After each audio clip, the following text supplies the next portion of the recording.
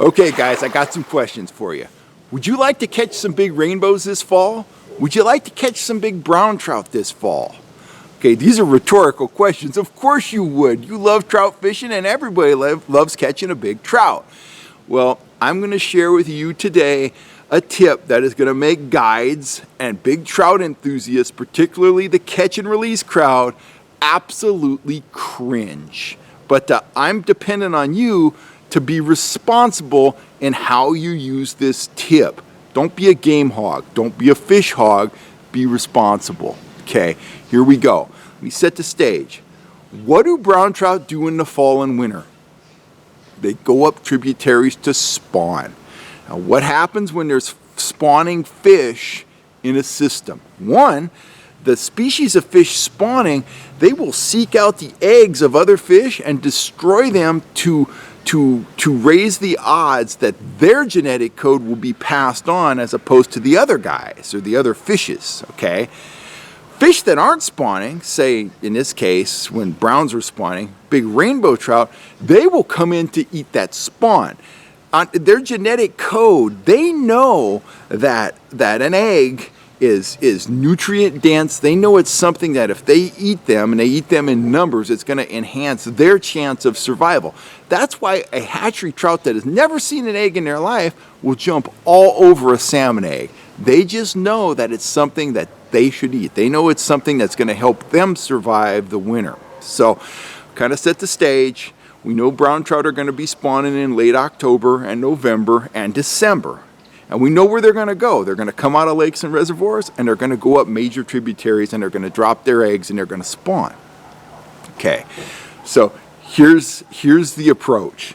I've got one of my ultralight spinning rods here. It's rigged up. It's the same rig you saw me fishing for bluegill with a couple weeks ago. Got a slip bobber on there, a single split shot. This is all 4-pound fluorocarbon line. And right here, and this is very important, for this approach, I have a super sharp, super light wire owner hook. Now that's important for two reasons. One, you want an extremely natural presentation, okay? And I haven't shared with you what bait we're using yet, but you want a very natural presentation, and you also want a tiny hook because to release these fish, they're gonna swallow this bait. If you want to release these fish, you're going to need to take your cutters and just cut the line at their mouth. They'll deal with a tiny hook like that, no problem. They will be absolutely fine. Don't want to do some backwoods surgery on them. If you want to release these fish, just cut the line, that little tiny hook, take care of itself. They'll be fine. So what is the bait? I was shown this by a guide probably 15 years ago, and I was blown away by the results. What I've got here, I've got natural colored salmon eggs packed in oil. Not red ones, not orange ones. You either want the yellow ones or the natural ones. What you're going to do, you're going to use your slip bobber setup to present these eggs near the bottom. Don't have to be right on the bottom, but kind of get a feel of, if that water's 8 feet deep, I want these down 6, 7 feet, the eggs. So put 1 or 2 of those on the hook. They're not hook shy. They can see the hook, it's okay. But those natural colored eggs, put those on there. And after that, it's all about exploring the tributaries and being patient. And before long, that bobber's gonna go under and you're gonna find yourself hooked up to 1 or 2 things. Either a really big rainbow that's there looking for eggs, looking for a snack, or a really big brown that, much like a salmon, is looking to destroy someone else's eggs to enhance their genetics code, or chances of their genetic code being passed on. So that's kind of the situation. Now the guide I learned this from, he took things 1 step further. He would fish the salmon eggs, which work very well, but he would fish the salmon eggs until he caught a big spawner.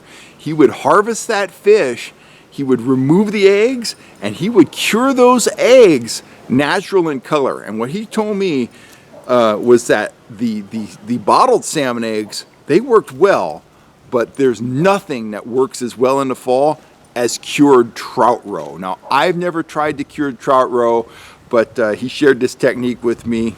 I believe him. So anyway, That's the whole approach. And there's a couple other presentations you could use. If you're in a boat, you could cast the eggs out with 0 weight and just let them filter down.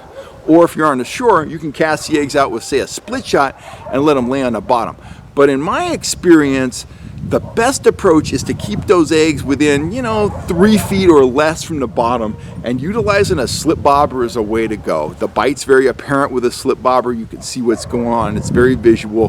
The eggs, in my experience, don't have to be right on the bottom. And it's actually beneficial to kind of have them moving around a little bit, which is what you get with a slip bobber. Cast it out, leave the bail open, watch that bobber. When it goes down, close the bail, let the fish load up. Fish on, baby. Just remember though, don't be a fish hog. If you find the right tributary and you're there at the right time, and there's a timing issue here, you can mop up a lot of big fish. So keep 1 or 2 for the table or 1 for the wall. Let the rest go. Get them into shore. Don't fight them too long. Cut that leader, revive those fish, and get them back into the system. Once again, I'm depending on you to use these kind of tips responsibly, but I am very willing to share this knowledge with people on the channel because I like to believe that the vast majority of anglers are responsible, conservation-minded guys that want to get out there, they want to catch big fish, and this is one of the secret tips that guides know that a lot of anglers don't know that allows the average guy to get out there and catch some really big rainbows and some really big browns during the fall fishing season. Anyway, guys, I'm Kel Kellogg. I'm signing off. If you haven't had a chance to check out the Fish Hunt Shoot store, click on the link below. We got a lot of cool tackle in here, including my 3-piece ultralight rods. Anyhow, you guys have a great day. I'm going to jump off for now, but I'll be back real soon with more tips and trout talk and fishing reports and all that kind of stuff. Thanks for supporting the channel. If you haven't subscribed yet, please hit that subscribe button. And remember, if it wasn't for you guys, there wouldn't be a Fish Hunt Shoot YouTube channel, and I'd be cooking hamburgers at McDonald's or something. Anyhow, I'm Kel Kellogg. I'm signing off. You guys have a great day, and I will catch you next time right here on YouTube.